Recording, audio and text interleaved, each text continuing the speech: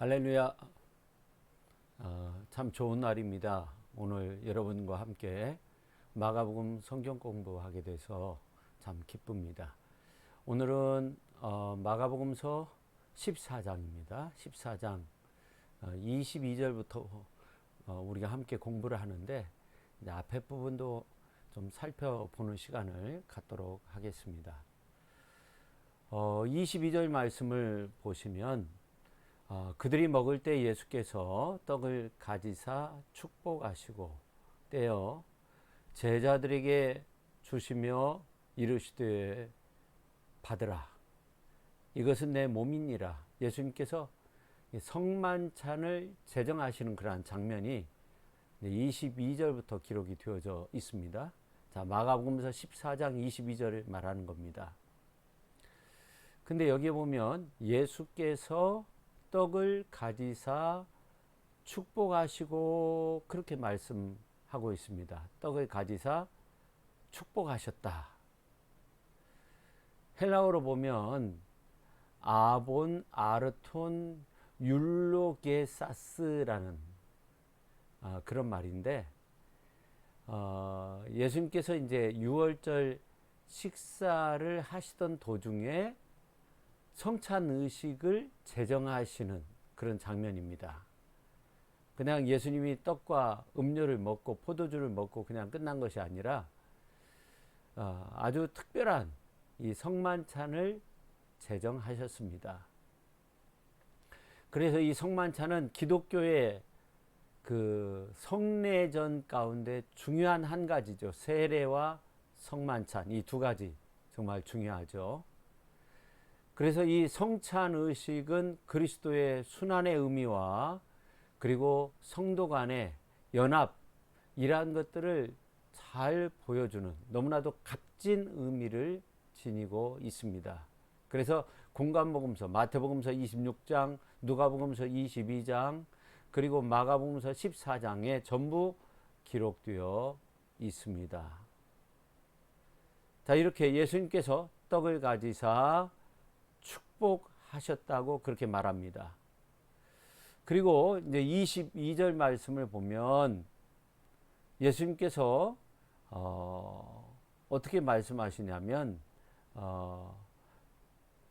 그 하반절에 받으라, 이것은 내 몸이니라, 그렇게 말하고 있습니다.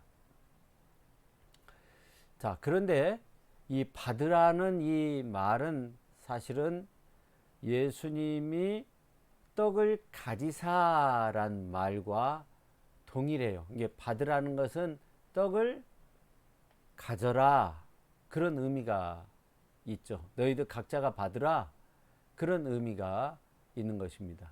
그러니까 예수님은 자기의 몸을 상징하는 떡을 떼어서 제자들 모두에게 주었던 것입니다. 그러나 이 성찬을 제정하던 그 자리에 가룟 유다가 있었는지 있지 않았는지 확실치 않습니다. 왜냐하면 요한복음서 13장 30절에 보면 가룟 유다의 외출 시점이 명확하지 않습니다. 그러니까 아무튼 가룟 유다가 있었다 없었다 이러한 것이 중요한 것은 아닙니다. 중요한 것은 예수님의 몸이라는 거예요. 몸통을 떼주셨다. 그래서 우리의 몸은 사실 죄에 속박되어진 몸이죠. 근데 예수님의 몸, 이것은 내 몸이니라 하면서 이 몸을 예수님이 우리에게 떼어 주심으로써 우리가 새롭게 거듭나는 그러한 은혜가 주어지는 것이죠. 그래서 예수님은 마지막 유월절 만찬 중에 이처럼 자기 몸을 상징하는 빵을 제자들에게 떼어 주심으로 그는 죽어 부활 승천하여도 결국 제자들과 함께 하신다는 이러한 사실을 말씀해 주고 있는 겁니다. 그리고 23절 말씀을 보면 또 잔을 가지사 감사기도 하시고, 자, 떡을 떼주셨어요. 제자들에게 떼주셨어요. 그리고 이제 잔을 가지사 그렇게 말씀하고 있어요. 그러면서 감사기도 하셨다 하는 겁니다. 예수님께서 먼저 떡을 가지사 축복하시고 제자들에게 떼어주신 이후에 잔을 가지고 살해한 후에 또 나누어 주셨다는 겁니다. 자, 그러면서 24절 말씀을 보면 우리가 24절을 같이 한번 읽어볼까요? 이르시되 이것은 많은 사람을 위하여 흘리는 나의 피 곧 언약의 피니라, 그렇게 말하고 있습니다. 자, 나의 피 곧 언약의 피라고 말씀하고 있는데 이것은 그 언약의 나의 피다. 그게 이제 직역을 하면 그런 의미가 있어요.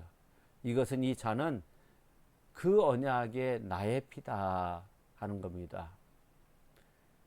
이는 예수께서 제자들에게 나누어 주신 이 포도주가 언약을 확정짓기 위해서 그 표시로 흘리는 예수의 피다, 자신의 피다 하는 것을 분명히 말씀하고 있습니다. 과거 구약에 있는 말씀을 보면 소나 양이나 염소 이란 것들을 이제 잡아서 제단에 피를 뿌리면서 그 염소, 양, 소의 피가 어떤 중보의 역할을 하죠. 중재의 역할을 합니다. 언약의 중재의 역할을 하죠. 그러나 이러한 것들은 일순간적인 것이고 완벽한 것이 아니었습니다.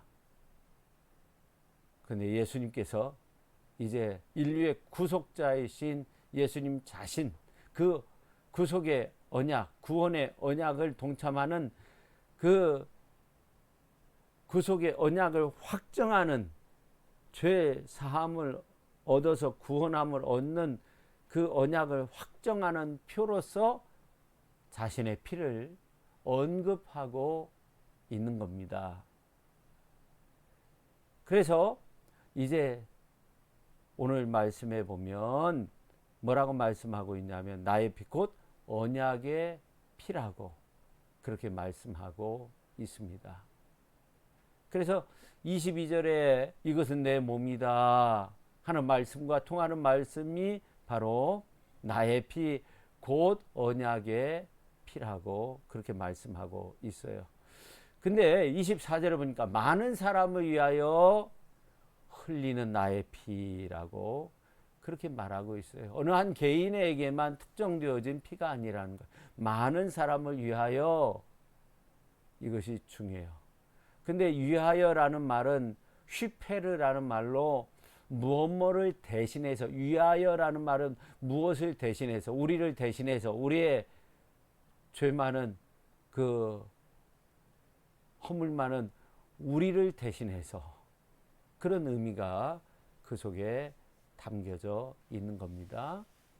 그래서 우리 대신 예수님의 몸과 피, 대속 제물이 되셨어요. 화목 제물이 되셨어요.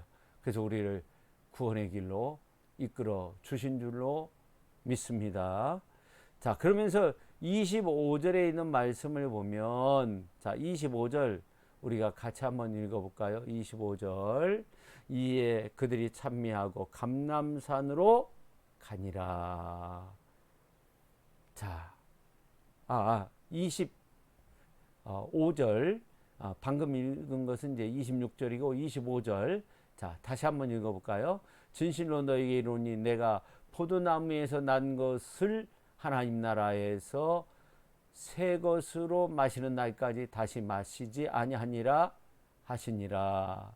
그렇게 말씀하고 있어요. 새 것으로 마시는 날까지라고 말하고 있어요. 새 것으로. 카이논이라는 말이에요. 카이노스라는 말은 아주 특정한 시간을 말하죠. 이 카이논 역시 아주 특정한 새 것을 말하는 거예요. 그러니까 본질상 새로운 하나님의 나라에서 우리가 얻게 되는 것은 정말 본질상 새로운 것입니다. 새 것으로 마시는 날까지 다시 마시지 않겠다, 그렇게 말하고 있어요. 장차 이루어질 하나님 나라에서 마시는 포도주는 이 땅에서 마시는 포도주와는 질적으로 전혀 다른 것임을 말하고 있어요. 그래서 이것은 어떻게 보면 마지막 만찬이라는 것을 예수님께서 선언한 것이 된 거고, 그리고 이 유월절 만찬 이후에 예수님이 십자가에 달려 죽으시게 되는 겁니다. 근데 예수님께서 재림하셔서 하나님의 나라가 완성되면 이제 그 나라에서 얻게 되는, 혼인잔치 자리에서 얻게 되는 그 은혜와 축복은 이 땅 가운데 누릴 수 있는 그 어떠한 잔치 자리에서 경험하는 떡과 포도주, 잔치의 축제에서 먹고 마시는 것과는 비교할 수 없어요. 하나님의 나라에서 먹고 마시는 것은 정말 아름답고 축복된 것입니다. 새로운 것입니다. 질적으로 새로운 것입니다. 그리고 이제 26절 아까 읽었는데, 자, 우리가 마태복음서 26장으로 한번 가보죠. 자, 마태복음서 26장 30절. 자, 마태복음서 26장 30절. 여러분 한번 찾아보세요. 26장 자 30절. 저도 성경책을 찾아보고 있습니다. 자, 한번 읽어볼까요? 이에 그들이 찬미하고 감람산으로 나아가니라. 자, 오늘 26절. 이에 그들이 찬미하고 감람산으로 가니라. 가니라, 나아가니라. 조금 차이가 있지만 사실 헬라어 원문 성경으로 봐도 똑같아요. 사실은 똑같은 말이 반복되고 있는 겁니다. 그래서 감람산, 예수님이 성만찬을 제정하시고 마지막 만찬을 제자들과 함께 나누시고 어디로 가셨는가? 마태복음서에도 그러고 마감복음서에도 모르고 감람산으로 가셨다는 거예요. 올리브 나무가 많이 자라는 산, 그게 감람산의 의미입니다. 그래서 이 감람산은 올리브산, 올리브 나무의 산으로 그렇게 불려졌어요. 그래서 지금도 이 감람산 겟세마네 그 동산에 가보면 아주 수령이 오래된 감람나무들이 많이 있습니다. 자, 그래서 우리가 이 마가복음서 11장에서 15장까지는 예수님이 고난주간에 있었던 여러 가지 사건들을 보도하고 있는데, 그 중에서 14장 12절에서 42절까지는 사실은 목요일 날 있었던 일들을 말하고 있는 겁니다. 자, 그런데 예수님이 성만찬을 사실 제정하셔서 성만찬을 먹게 되는데, 6월절 만찬이에요, 사실은요. 자, 왜냐하면 그 6월절 만찬을 제정하는 그러한 장면이 나와 있거든요. 자, 13절 말씀 한번 보세요. 13절에서 15절 말씀을 보면, 자, 제자들이 6월절 음식을 어디서 예배할 것인지 물었을 때 주님이 제자들을 보내며 지시하신 내용이 바로 14장 13절, 14절, 15절에 나와 있어요. 그게 하나님의 주님의 말씀대로 그대로 가니까 그대로 이루어진 거예요. 근데 이제 재밌는 것은 이 6월절 만찬은 사실은 하루 앞당겨서 이루어진 겁니다. 자, 6월절이라고 하는 것은 6월절 어린 양의 피를 통해서 구약 이스라엘 백성들이 애굽에서 구원되어 해방된 날을 기념하는 날이었어요. 근데 6월절은 그것으로 끝나는 것이 아니라 어린 양 예수 그리스도를 통해서 죄악에서 구원받는 구원의 사실을 예표해 주는 절기가 6월절이 되는 겁니다. 그러니까 구약 이스라엘 백성들이 애굽에서 해방된 사건을 기념하는 6월절 사건이 이제 어떻게 보면 예수 그리스도의 십자가의 구원의 사건을 예표하고 있는 거예요. 사실은 예표에 불과한 거죠. 그래서 이 구약의 6월절 기념의 법을 그 실체인 예수 그리스도의 십자가의 구속 순환을 기념하는 성만찬의 법으로 이제 바꾸기 위해서 예수님 굳이 날짜를 하루 당긴 거예요. 그리고 실제적으로 구원을 이룬 날은 6월절 희생의 어린 양의 모습으로 십자가에 달려 죽으신 날은 이제 같은 날이에요. 그러니까 구약에서 6월절 만찬을 나누는 날과 신약에서 금요일날 예수님이 십자가상에서 죽으시는 날이 사실 같고, 그러면 예수님은 마지막 6월절 만찬은 사실 목요일 날에 있었던 거예요. 하루 앞당겨서 그날 제정하시고, 그것의 예표로서 또 6월절을 만찬을 제정하시고, 떡과 음료에 대해서 이제 그리스도의 몸이고 그리스도의 피다, 내 몸 받아 먹어라, 마셔라, 내 피다,